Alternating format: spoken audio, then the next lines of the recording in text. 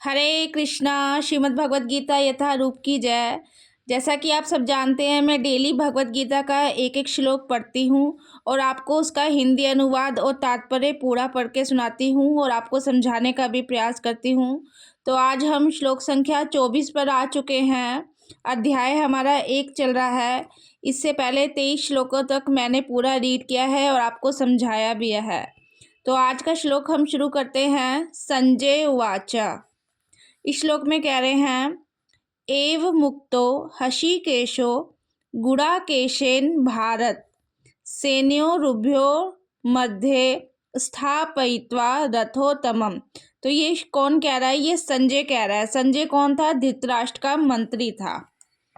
तो संजय ने कहा, हे भरतवंशी, अर्जुन द्वारा इस प्रकार संबोधित किए जाने पर भगवान कृष्ण ने दोनों दलों के बीच उस उत्तम रथ को लाकर खड़ा कर दिया। इससे पहले वाले श्लोक में अर्जुन ने कहा था कि कृपया करके मेरा रथ दोनों सेनाओं के मध्य ले चलिए। अर्जुन ने भगवान कृष्ण को कहा था। तो भगवान कृष्ण दोनों सेनाओं के बीच में वो रथ लेकर आ गए थे। तो अर्जुन देखना चाह रहा था। इससे पहले वाले श्लोक में बता रहा था अर्जुन कि मैं उनको देखना चाहता हूँ जो धृतराष्ट्र के दुर्बुद्धि पुत्र दुर्योधन को प्रसन्न करने की इच्छा से लड़ने आए हैं। इसके पहले वाले श्लोक अगर आप सुनेंगे तो आपको ये वाला श्लोक और अच्छे से समझ में आएगा।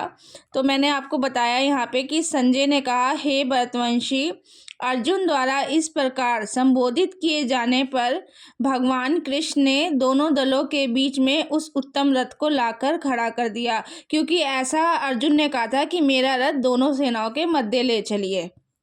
तो इसके तात्पर्य में बताया है, इस श्लोक में अर्जुन को गुणाकेश कहा गया है और इसमें बताया है गुणा का अर्थ है नींद, और जो नींद को जीत लेता है वह गुणाकेश है।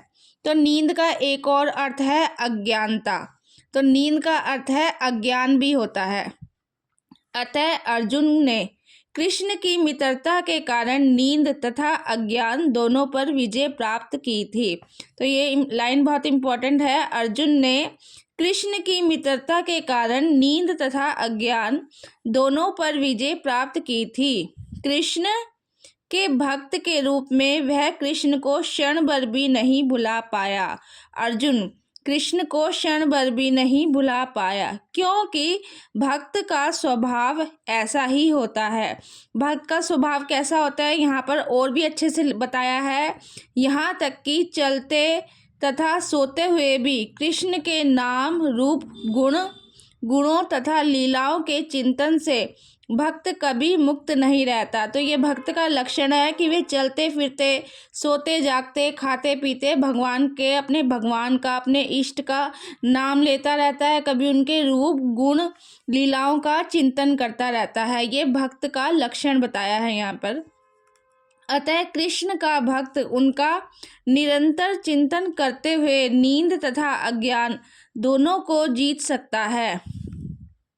इसी को कृष्ण भावना अमृत या समाधि कहते हैं। समाधि का मतलब ये नहीं होता कि बस आप आसन लगाकर बैठ गए और आपको भगवान याद आ रहे हैं या नहीं आ रहे कि आंख बंद करके बैठ गए, उसे समाधि नहीं कहते हैं। समाधि का मतलब होता है आप चलते फिरते, खाते पीते अपने भगवान का नाम लेते रहते हैं, उनके गुण रूप लीलाओं का चिंतन करते रहते हैं। तो असली समाधि उसे ही कहते हैं।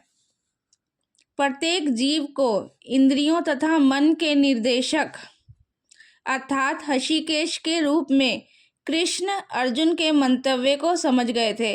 भगवान कृष्ण समझ गए थे अर्जुन के मन में क्या चल रहा है, कि भाई वो क्यों सेनाओं के मध्य में रथ को खड़ा करवाना चाहता है। अतः उन्होंने वैसा ही किया और फिर वे इस प्रकार बोले।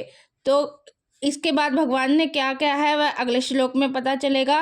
आज का श्लोक हमारा ये पूरा मैंने आपको पूरा समझाने का प्रयास किया है। अगर मुझसे कोई भूल चूक होगी हो तो प्लीज़ मुझे क्षमा करें। हरे कृष्णा।